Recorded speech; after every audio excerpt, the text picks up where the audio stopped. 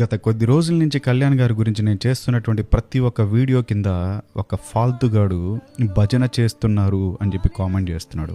నిజంగా చెప్తున్నావయ్యా, నువ్వు ఒక కళ్యాణ్ గారి అభిమానిగానైతే నీ అభిమానానికి ఎవరైనా సరే దాసోహం అనాల్సిందే. గుండెల లోతులో నుంచి చెప్తున్నా, ఎవరైనా సరే దాసోహం అనాల్సిందే. ఖచ్చితంగా చివరి వరకు చూడు, కొన్ని మాట్లాడుకుందాం. రాజశేఖర రెడ్డి గారు చనిపోయినప్పుడు నాకు చాలా బాధేసింది.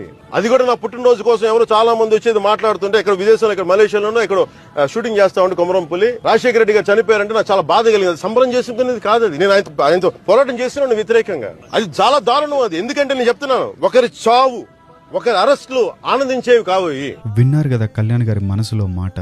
అప్పటి వరకు సీఎంగా పనిచేసినటువంటి రాజశేఖర రెడ్డి గారు దుర్మరణం చెందితే బర్త్డే ఫంక్షన్ని పక్కన పెట్టి మరీ బాధపడ్డాను అని చెప్పాడు. ఎన్నోసార్లు సీఎంగా పనిచేసినటువంటి చంద్రబాబు నాయుడు గారికి ఒక ఆపదొస్తే తెగబడి నిలబడిపోయాడు. నిన్న మొన్నటి వరకు గత 5 సంవత్సరాలుగా జగన్మోహన్ రెడ్డి పవన్ కళ్యాణ్ గారి గురించి మాట్లాడినటువంటి మాటల గురించి, ఇంట్లో వాళ్ళ గురించి ప్రస్తావన తీసుకొచ్చిన ప్రతి ఒక్కసారి కుక్కలు కూడా అసహించుకున్నాయి జగన్మోహన్ రెడ్డిని. కానీ ఇప్పటి వరకు అధికారాన్ని చేపట్టి పవన్ కళ్యాణ్ గారు ఇంచుమించు 1.5 సంవత్సరం అవుతుంది. ఏ రోజైనా సరే ఇంట్లో వ్యక్తులను కానీ ఇంట్లో వ్యక్తుల దాకా అవసరం లేదు, జగన్మోహన్ రెడ్డి గారి గురించి ఈ రోజుకైనా సరే ఒక్క మాట తప్పుగా మాట్లాడినటువంటి సంఘటనలు ఉన్నాయా? చూపించగలరా మీరు? పవన్ కళ్యాణ్ గారికి భజన చేస్తున్నామా మేము?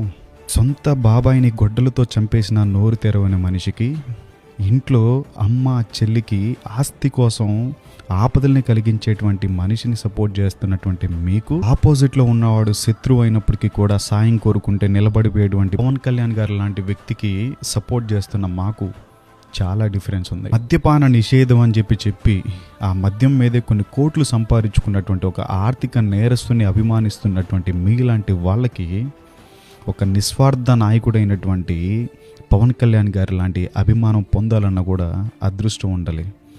నిజం చెప్తున్నాను, అదృష్టం ఉండాలి. సో అలాంటి అభిమానాన్ని పొందాలన్నప్పటికీ కూడా మీలాంటి వాళ్ళకి ఎప్పటికీ సాధ్యం కాదు. నిజంగా చెప్తున్నాను, ఇది అతిశయోక్తి కాదు, పొగడ్డం కాదు. ఆ మనిషి చాలా నిస్వార్థపరుడు, జనం గురించి ఆలోచించేటువంటి మనిషి. అందుకనే ఆయన అభిమానం ముందర సో ఏ ఒక్కటి కూడా సరిపోదు, అంతే.